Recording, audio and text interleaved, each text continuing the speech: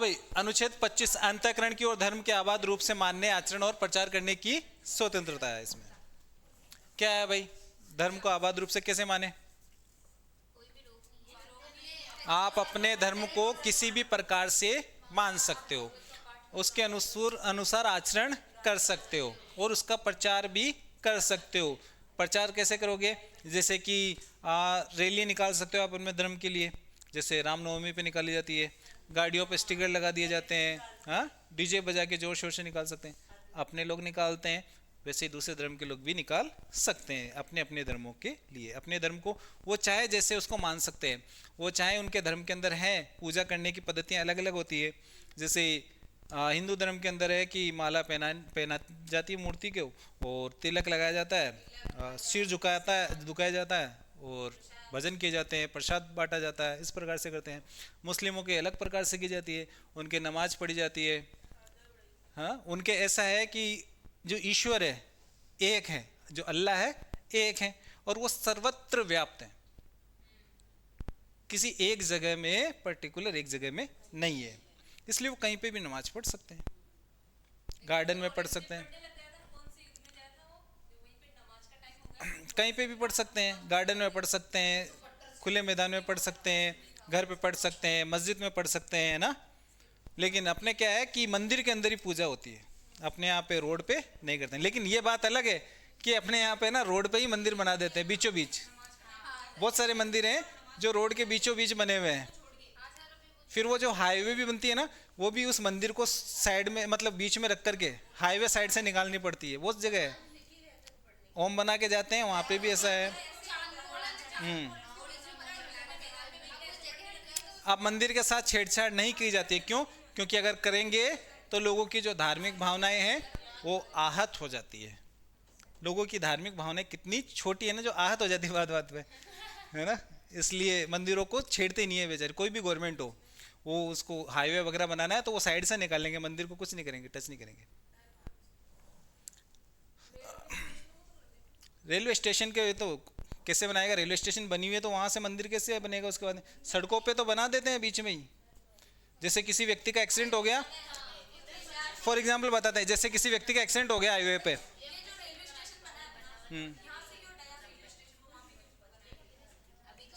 आपके जो सांसद साहब हैं इनकी जमीन है उधर,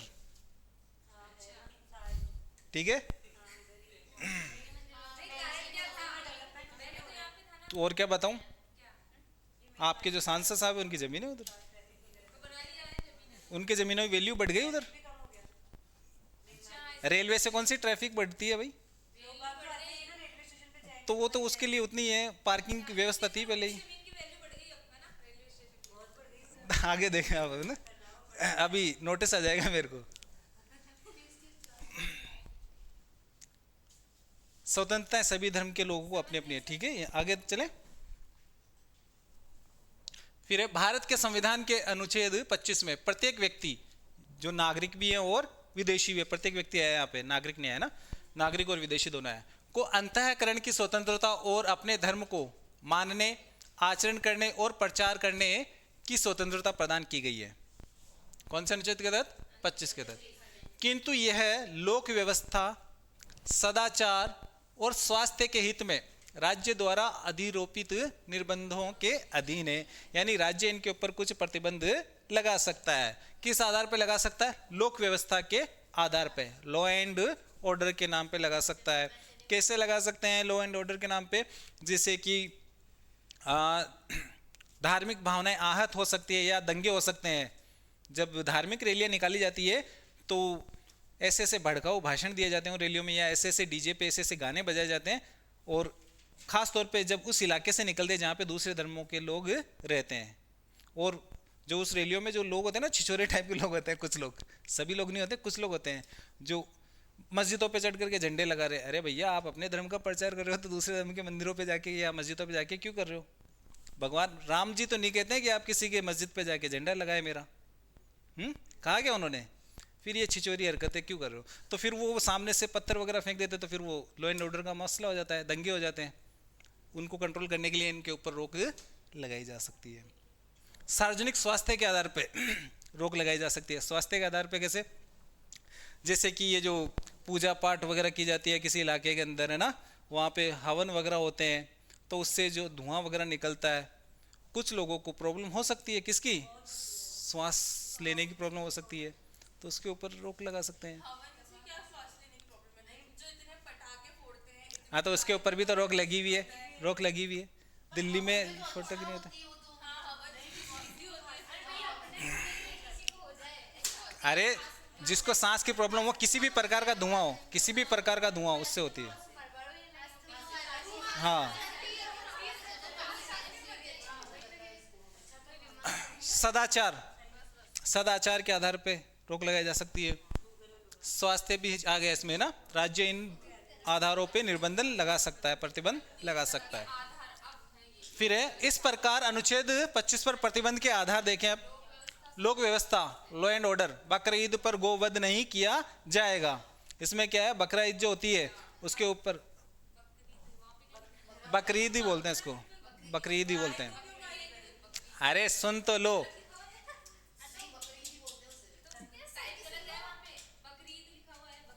बकरा ईद नहीं बोलते, बकरीद ही बोलते हैं इसको। अरे टाइप नहीं है, सही है, सही है ये वर्ड। आप ईद और बकरा अलग अलग शब्द पढ़ते हैं, लेकिन एक शब्द जब बनाते हैं तो ऐसे बनेगा ये। तो इसके अंदर देखें, जब बकरा ईद होती है तो उस पे ना, उस दिन आप बकरों की बलि दे सकते हो, कुर्बानी कर सकते हो, लेकिन गाय की बलि नहीं कर सकते हो। अगर करोगे तो दूसरे धर्म के अंदर गाय को माता माना जाता है, तो फिर उनकी धार्मिक भावना आहत होगी, तो फिर वो दंगे हो जाते हैं। अरे होता है इंडिया के अंदर, जैसे गोवा है, साउथ के अंदर बहुत सारे स्टेट है जिनके अंदर बीफ खाया जाता है। बीफ यानी कि गाय का मांस। छुप छुप के क्यों करते हैं? भारत बीफ एक्सपोर्ट करने में, देख लेना गूगल पे कौन से नंबर पे है, टॉप 3 में आएगा, जो भी हो। हाँ, तो बकरे ईद पे आप बकरे की कुर्बानी कर सकते हो, गाय की नहीं कर सकते हो। अगर करोगे तो वहाँ पे दंगे वगैरह हो सकते हैं, इस आधार पे रोक लगा सकते हैं। फिर है सदाचार, मोरालिटी के आधार पे लगा सकते हैं, स्वास्थ्य के आधार पे, है ना। फिर अनुच्छेद 26, धार्मिक कार्यों के प्रबंध की स्वतंत्रता। धार्मिक कार्यों के प्रबंध की स्वतंत्रता में क्या आता है, देखें, जहां अनुच्छेद 25 का संबंध व्यक्तिगत धार्मिक स्वतंत्रता से है, वहीं 26 की स्वतंत्रता धार्मिक संप्रदायों के लिए है। 25 में व्यक्ति के लिए आ रही है, लेकिन ये धार्मिक संप्रदायों के लिए आ रही है कि वो अपने धर्म का किसी भी प्रकार से प्रबंधन कर सकते हैं। धार्मिक जो मंदिर वगैरह होते हैं, मस्जिद वगैरह होते हैं, उनका प्रबंधन कर सकते हैं। जैसे कि मंदिरों का प्रबंधन कौन करेंगे? हिंदू लोग ही करेंगे। वो उसके अंदर डिसाइड कर लेंगे कि आरती कितनी बजे होनी है, कितनी बजे नहीं होनी है, पूजा किस प्रकार से की जाएगी, यहाँ पे मंदिर में प्रवेश करने के लिए ड्रेस कोड क्या होगा। आजकल बहुत सारे मंदिरों में ड्रेस कोड लागू होते हैं।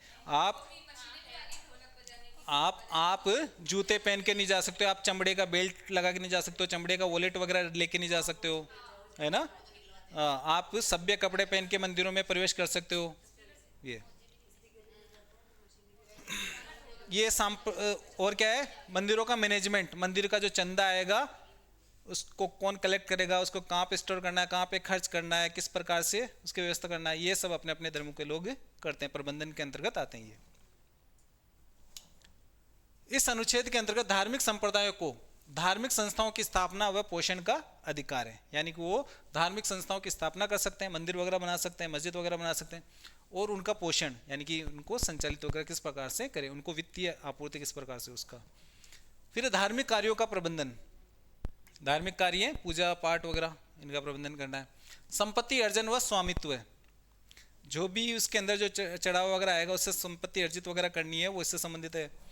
फिर है संपत्ति के प्रशासन की छूट, वो जो संपत्ति है, जैसे कि जितना पैसा वगैरह चंदा वगैरह कलेक्ट हो रहा है, मंदिरों के अंदर दान वगैरह आ रहा है, उसको कहाँ पे खर्च करना है, किस प्रकार से उसका इस्तेमाल करना है, उसकी छूट है, प्रशासनिक छूट है।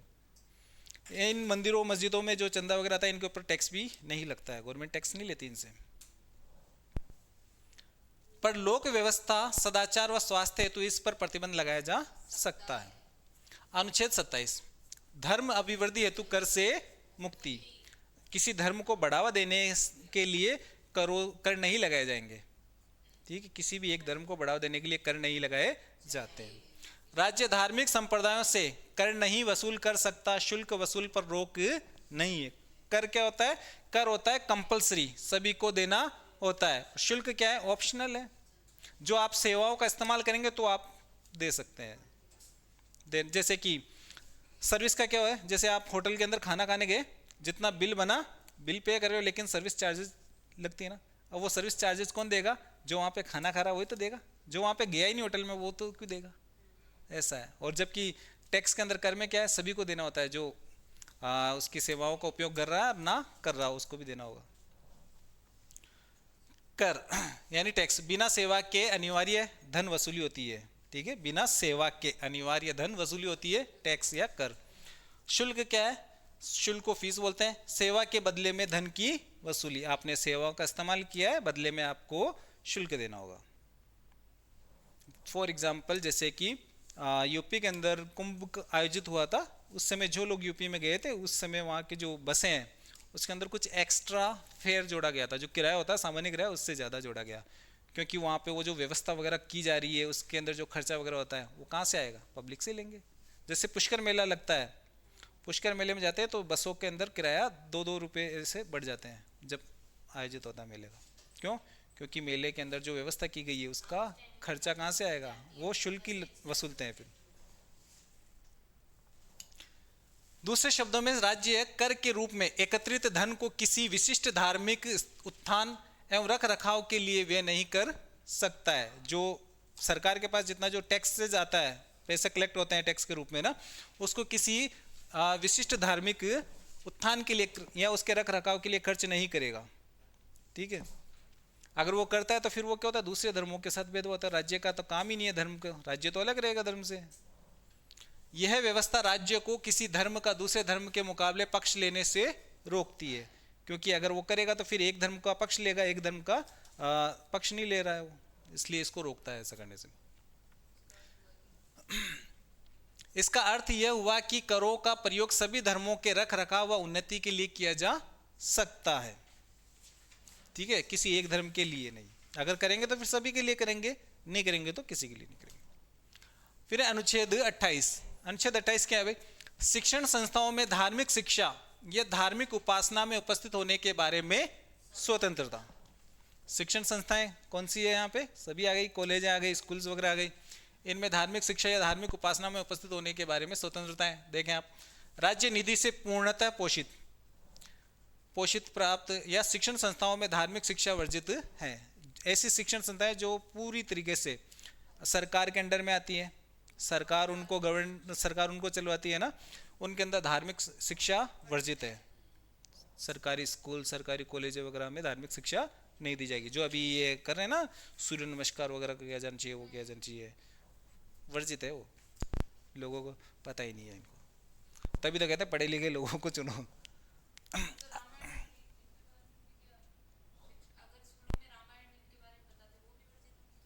धार्मिक, अरे भैया आप धार्मिक शिक्षा दे रहे हो तो फिर सभी धर्मों की दो, क्योंकि सरकारी शिक्षण संस्थाएं सभी धर्मों के बच्चे पढ़ते हैं वहाँ पे। और इसके अंदर आपको मैंने अभी पहले पढ़ाया था कि उनसे उनके अंदर शामिल हो से अगर किसी शिक्षण संस्था में ऐसा दिया भी जाता है, किया भी जाता है, तो वहाँ पे उनको छूट है कि वो उसके अंदर शामिल हो या ना हो। सुनो, मुस्लिम धर्म है उसके अंदर नमस्कार का ऑप्शन ही नहीं है। नमस्कार वो करते ही नहीं है। जब आदमियों को नहीं करेंगे तो सूर्य को क्यों करेंगे?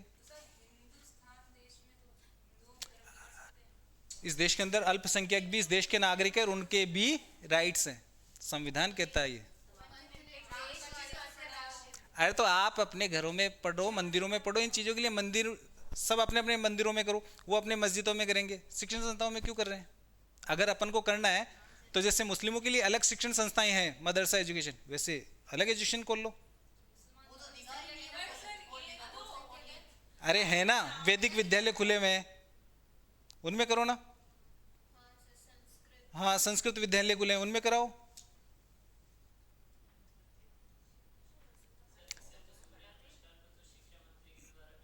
हाँ तो तभी तो कह रहे हैं कि ये वर्जित है, फिर भी ये लोग कर रहे हैं, इसलिए दूसरी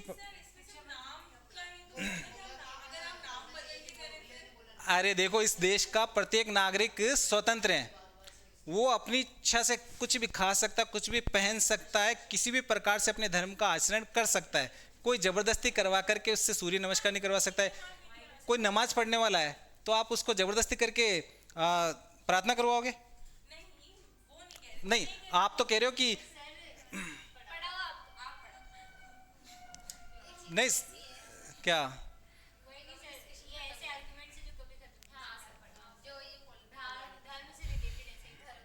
हाँ, तो इनकी जो बहस होती है बहुत लंबी होती है जब होती है तो। हाँ, तो आपको घर जाना है अभी। ओके, देखें आप, अगर ऐसी किसी धार्मिक शिक्षण संस्था में धार्मिक शिक्षा दी भी जाती है तो किसी के लिए भाग लेना बाध्यकारी नहीं है, ऑप्शनल होता है वहाँ पे। वो उससे छूट मतलब जा सकते हैं, जैसे प्रार्थना में शामिल नहीं हो सकते वो वहाँ पे जा करके, या वहाँ पे सुंदरकांड का पाठ हो रहा है तो उसमें शामिल नहीं हो सकते, ये उनको अधिकार है। छोटे जो बच्चे होते हैं, माइनर जो बच्चे होते हैं, उनके लिए उनके पेरेंट्स से परमिशन लेनी होती है। हाँ हाँ, कि भाई अब छोटे बच्चे होते हैं, माइनर बच्चे, उनको अपने अच्छा बुरे के बारे में पता नहीं होता है, इसलिए उनके माता पिता परमिशन देंगे तो ही होगा। अल्प वयस्क के संबंध में अभिभावक की अनुमति अनिवार्य है, ठीक है। फिर अपवाद, इसके अपवाद क्या है? पर ऐसी संस्था या ट्रस्ट की स्थापना धार्मिक शिक्षण के लिए ही की गई है तो धार्मिक शिक्षा की छूट है। तो यही तो कह रहे हैं कि आपको धार्मिक शिक्षा देनी है तो धार्मिक शिक्षण संस्था स्थापित करो ना। हिंदुओं को देनी है तो हिंदू धर्म के लिए अलग से स्थापित कर लो, मुस्लिमों को देनी है तो वो मदरसा एजुकेशन चला रहे हैं, ईसाइयों को करनी है तो वो अपनी अलग से चला सकते हैं। लेकिन जो सरकार के द्वारा वित्त पोषित हैं सरकारी शिक्षण संस्थाएं, वहाँ पे आप क्यों कर रहे हो? क्योंकि सरकार सभी की है, किसी एक धर्म विशेष की नहीं है। फिर है संस्कृति व शिक्षा संबंधी अधिकार, अनुच्छेद 29 और 30। कौन सा मौलिक अधिकार है ये? पांचवा अधिकार। 4 अपन पढ़ चुके हैं, 5वां। यह अधिकार अल्पसंख्यक वर्ग के हितों का संरक्षण करता है। किनका? अल्पसंख्यक वर्गों के हितों का संरक्षण करता है। अनुच्छेद 15, 16, 19 की तरह अनुच्छेद 29 व 30 में लिखित अधिकार केवल नागरिकों को ही उपलब्ध हैं, जिसमें यह भी आया था ना, यह अधिकार एकता में विविधता का व बहुसंस्कृतिवाद का प्रतीक है। एकता में विविधता कैसे? हिंदू धर्म में बहुत सारी कास्ट है, कास्ट में भी बहुत सारे गोत्र हैं। हाँ, बहुसंस्कृतिवाद, भारत में बहुत सारी संस्कृतियां हैं, बहुत सारी लैंग्वेजेस हैं, संस्कृत, खान पान, वेशभूषा सब अलग है, ठीक है। ये अनुच्छेद कौन सा है? 29 में आता है। 29(1) भारत के प्रत्येक नागरिक को अपनी भाषा, प्रत्येक नागरिक को है अपनी भाषा, लिपि व संस्कृति को सुरक्षित रखने का क्या है? अधिकार है। यह अधिकार अल्पसंख्यक व बहुसंख्यक दोनों को उपलब्ध है। यानी कि अपनी अपनी जो संस्कृति है, हिंदू धर्म के जो लोग हैं अपनी संस्कृति के अनुसार आचरण कर सकते हैं, पहन सकते हैं या उसको प्रदर्शित कर सकते हैं, वैसे ही दूसरे धर्म के लोग भी कर सकते हैं, चाहे वो मुस्लिम हो, ईसाई हो, सिख हो, कुछ भी हो। फिर है अनुच्छेद 29(2), इसमें शिक्षण संस्थाओं में प्रवेश। राज्य की स्वयं की संस्थाओं या राज्य वित्त पोषित संस्थाओं में प्रवेश के समय केवल धर्म, मूलवंश, जाति, भाषा के आधार पर भेदभाव नहीं किया जाएगा। सरकारी शिक्षण संस्थाएं या सरकार के द्वारा जो वित्त पोषित शिक्षण संस्थाएं होती है उसके अंदर इनके आधार पर भेदभाव नहीं किया जाएगा। इस सरकारी स्कूल में या सरकारी कॉलेज में एडमिशन देते समय ये नहीं पूछा जाएगा कि तेरा धर्म क्या है, ठीक है। वहाँ पे जो मेरिट जाती है वो मेरिट कवर कर रहा है, वो चाहे किसी भी जाति किसी भी धर्म का हो, उसको एडमिशन मिलेगा वहाँ पे। अनुच्छेद 30 शिक्षण संस्थाओं की स्थापना व प्रशासन संबंधी अल्पसंख्यकों का अधिकार। इसमें अनुच्छेद 30(1) धार्मिक व भाषाई अल्पसंख्यकों को अपनी रुचि के अनुसार शिक्षण संस्थाओं की स्थापना का अधिकार है। इसका प्रशासन व प्रबंधन करने का अधिकार है, यानी स्थापित कर सकता है और उसका प्रशासन भी कर सकता है, उसका प्रबंधन भी कर सकता है। कौन करेगा? जो अल्पसंख्यक समुदाय वही करेगा, उसकी स्थापना करेगा। 30(2) सरकार सहायता देते समय ऐसी संस्थाओं के मध्य भेदभाव नहीं करेगी। जब सरकार सहायता देती है इन शिक्षण संस्थाओं को तो फिर किसी के साथ में भेदभाव नहीं करेगी। जैसे मुस्लिमों की शिक्षण संस्थाओं को दे रही है तो ईसाइयों के लिए भी देगी, जैनियों के लिए जो है उनको देगी, सिखों के लिए उनको देगी, ऐसे भेदभाव नहीं करेगी। अनुच्छेद 30 केवल अल्पसंख्यकों हेतु है, बहुसंख्यकों हेतु नहीं है। ये 30, वो 29 तो सभी के लिए, उसमें संस्कृति, लिपि वगैरह, भाषा वगैरह, ये अल्पसंख्यकों हेतु है। अल्पसंख्यकों का आधार केवल धार्मिक व भाषाई है, जाति नहीं है। ठीक है, ये नहीं है कि माँ की जाति का लोग बहुत कम है तो मैं भी अल्पसंख्यक हूं। भाई आप अल्पसंख्यक नहीं हो, क्योंकि अल्पसंख्यक का आधार जात वो है भाषा और धर्म। फिर अनुच्छेद 30, हाँ, अनुच्छेद 30 के कारण ही मदरसों में इस्लाम धर्म की शिक्षा दी जाती है। शिक्षा का अधिकार अधिनियम 2009 RT एक्ट जो है, वो भी अनुच्छेद 30 के कारण अल्पसंख्यक शिक्षण संस्थाओं पर लागू नहीं होता है। यहाँ पे एक एग्जाम्पल है, वो अलग होती है। इसके अंदर स्कूलें होती हैं जिनके अंदर चर्च होता है, ठीक है, वहाँ की जो प्रार्थना है वो भी उसी टाइप की होगी। वहाँ पे जो बच्चे पढ़ते हैं, जिनके बच्चे पढ़ते हैं, चाहे वो ईसाइयों के पढ़े बाकी लोगों के पढ़े, वो फॉर्म एडमिशन देते ना, उसी समय परमिशन ले ली जाती है माता पिता की। आप पढ़े हो क्या उस स्कूल से? मम्मी पापा को पूछना उस पर परमिशन दी होगी उन्होंने। संवैधानिक उपचारों का अधिकार, मौलिक अधिकार है आपका 6, संवैधानिक उपचारों का अधिकार, राइट टू कॉन्स्टिट्यूशनल रेमेडीज। अनुच्छेद 32, अनुच्छेद 32 भाग 3 के द्वारा प्रदत्त अधिकारों को परिवर्तित कराने के लिए उपचार। डॉक्टर भीमराव अंबेडकर ने इस अनुच्छेद के लिए कहा है, अनुच्छेद 32 को संविधान का हृदय व आत्मा का, हार्ट एंड सोल का है। डॉक्टर अंबेडकर ने ही, वापस से है ना, इन्होंने ही इस अनुच्छेद को संविधान की प्राचीर यानी कि दीवार कहा है। इंपॉर्टेंट है ये, किसने कहा है? अगर किसी व्यक्ति के मौलिक अधिकारों का किसी व्यक्ति, विधायिका या कार्यपालिका द्वारा उल्लंघन हो वह छीने जाए तो प्रभावित व्यक्ति इनकी रक्षा व उपचार के लिए अनुच्छेद 32 के तहत सर्वोच्च न्यायालय में सीधे जा सकता है, अनुच्छेद 32 के तहत, तथा अनुच्छेद 226 के तहत उच्च न्यायालय में जाने का विवेकी अधिकार रखता है। अगर व्यक्ति को लगता है मौलिक अधिकारों का हनन हो रहा है तो वो छोटे कोर्ट में ना जाकर के सीधे उच्चतम न्यायालय में यानी सुप्रीम कोर्ट में जा सकता है, डायरेक्ट, देश की सर्वोच्च जो अदालत है उसमें। अगर वो चाहता है कि मेरे को वहाँ पे नहीं जाना है क्योंकि वहाँ पे बहुत खर्चा वगैरह आएगा, तो वो हाई कोर्ट में भी जा सकता है अनुच्छेद 226 के तहत। अनुच्छेद 32 सिर्फ मूल अधिकारों की ही सुरक्षा करता है। जो अनुच्छेद 32 है वो सिर्फ मूल अधिकारों की ही सुरक्षा करता है, अन्य अधिकारों की नहीं। उच्चतम न्यायालय मूल अधिकारों को लागू कराने के लिए बंदी प्रत्यक्षीकरण, परमादेश, प्रतिषेध, अधिकार परीक्षा व उत्प्रेक्षण रिट निकालने की शक्ति रखता है। यानी ये 5 प्रकार की रिटें जारी कर सकता है कौन? उच्चतम न्यायालय, अनुच्छेद 32 के तहत, मूल अधिकारों हेतु सिर्फ। अनुच्छेद 226 के द्वारा उच्च न्यायालयों को भी मूल अधिकारों की रक्षा का दायित्व सौंपा गया है कि आप भी मूल अधिकारों की क्या करेंगे? रक्षा करेंगे। फिर 5 प्रकार की जो रिटें हैं उसमें देखें आप, पहली है बंदी प्रत्यक्षीकरण, इसमें इसको इंग्लिश में बोलते हैं हैबियस कॉर्पस, दिख रहा है?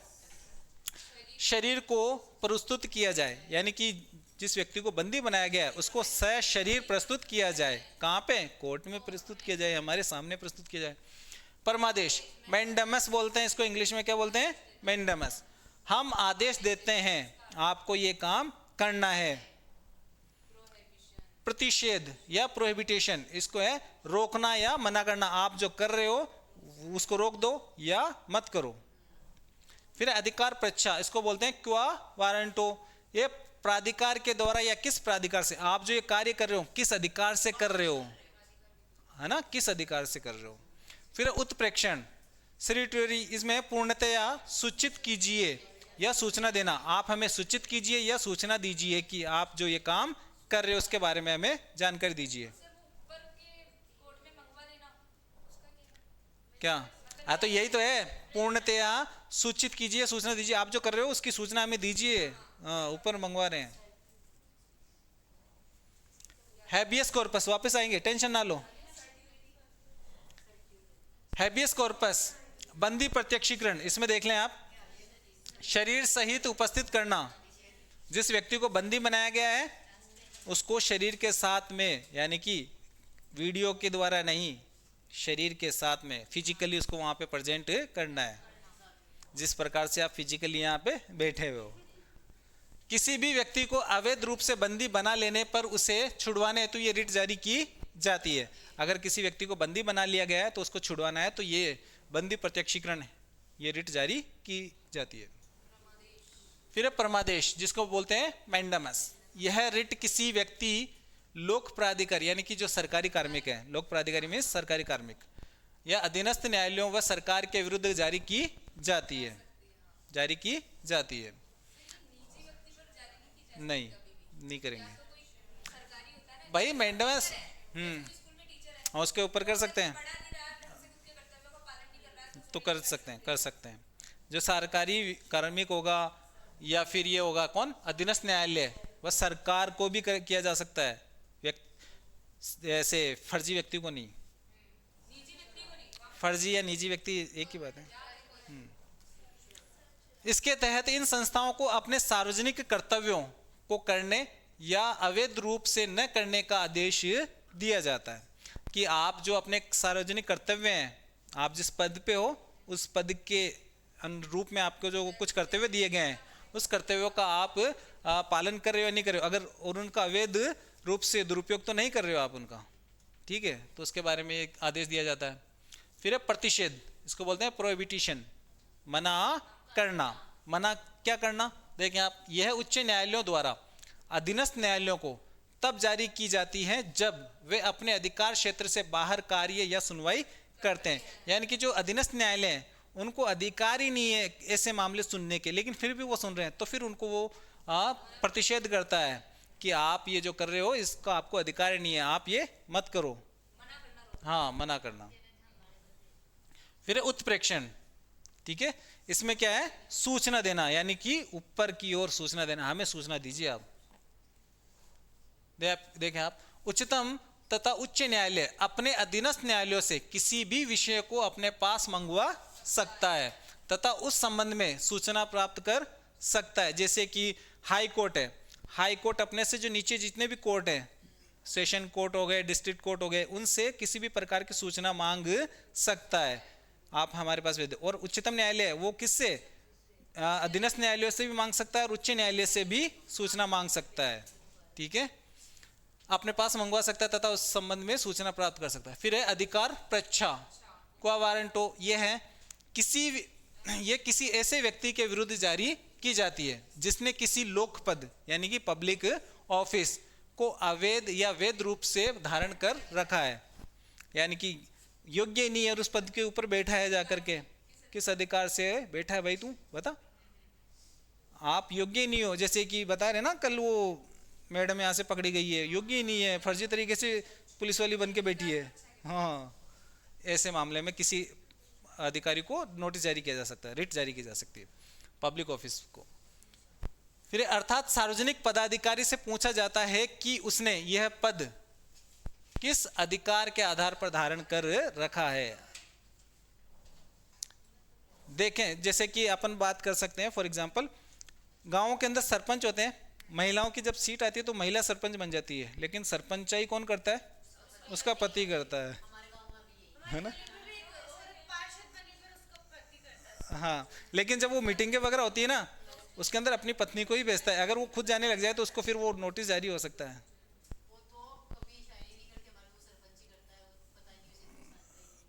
वो नाम मात्र का है ना।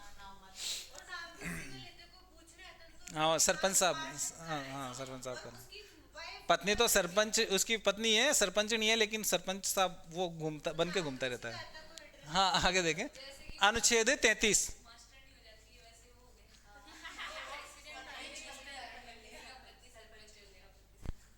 तो फिर डाकिये की पत्नी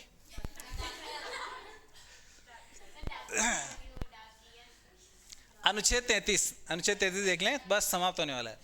अनुच्छेद 33 सशस्त्र बल एवं मौलिक अधिकार। सशस्त्र बल क्या होते हैं, देखें आप, अनुच्छेद 33 सशस्त्र बलों, पुलिस बलों के मूल अधिकार पर रोक लगाता है। अरे हाँ, रुक जाओ। सशस्त्र बलों के अंदर आते हैं सेना, वायुसेना और नौसेना, यानी तीनों प्रकार की जो सेना है वो आ जाती है सशस्त्र सेनाओं के अंतर्गत। लोक व्यवस्था बनाए रखने वाले बल अर्थात अर्धसैनिक बल, जिसमें BSF border security force, ITBP Indo Tibet जो पुलिस फोर्स है वहाँ की, फिर है CRPF central reserve police force, व राज्य के पुलिस बल, व आईबी इंटेलिजेंस ब्यूरो के जो ऑफिसर्स वगैरह होते हैं ये आते हैं इसके अंतर्गत। इन सबको विचार व अभिव्यक्ति की स्वतंत्रता, संगठन या दबाव समूह बनाने की स्वतंत्रता, प्रदर्शन या धरनों आदि में शामिल होने का अधिकार नहीं होता है। इन्हें अनुच्छेद 32 के तहत संवैधानिक उपचार भी नहीं मिलता है, क्योंकि जब ये सर्विस ज्वाइन करते हैं उसी समय इनसे साइन करवा लिए जाते हैं कि आपको क्या बनाया गया, दंगे, ये जो व्यवस्थाएं खराब होती है इनको मैनेज करने के लिए रखा गया है। लेकिन जब देश में पाकिस्तान आक्रमण कर रहा है, सोचो अगर इनको भी ये अधिकार दे दे 32 के तहत कि आप भी सुप्रीम कोर्ट में जा सकते हो, तो मान ले कि पाकिस्तान आक्रमण कर दिया एक तरफ भारत के ऊपर, और जो देश की जो सैनिक है वो बैठ जाए धरने पे, हमारी मांगे पूरी करो नहीं तो हम धरने बैठ जाएंगे, तो वो पाकिस्तानी आके पूरे देश को कर लेंगे। ऐसी स्थिति ना हो इसलिए इनको कुछ अधिकार नहीं दिए गए हैं कि ये हड़ताल नहीं कर सकते हैं, पब्लिकली कुछ बोल नहीं सकते हैं।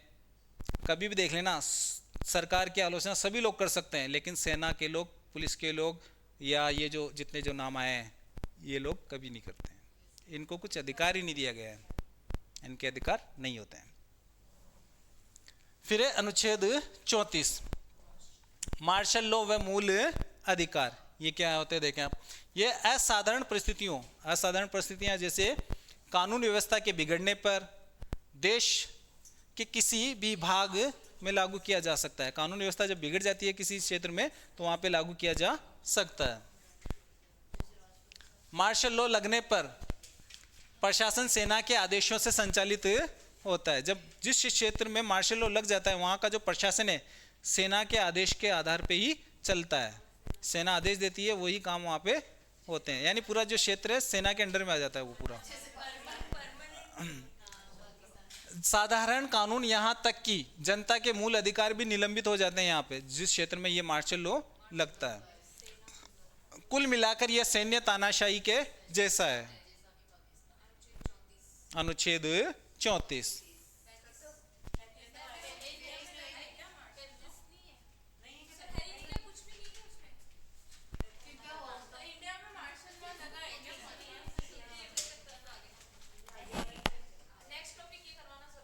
हाँ जी, आज की क्लास को अपन यहीं समाप्त करते हैं।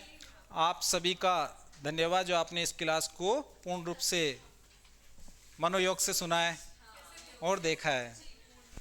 ठीक है, नेक्स्ट क्लास में अपन फिर से मिलते हैं। आपको वीडियो अच्छा लगे तो आप इसको लाइक करें, कमेंट करें और सब्सक्राइब करें हमारे चैनल को, और वीडियो को शेयर जरूर करें। धन्यवाद।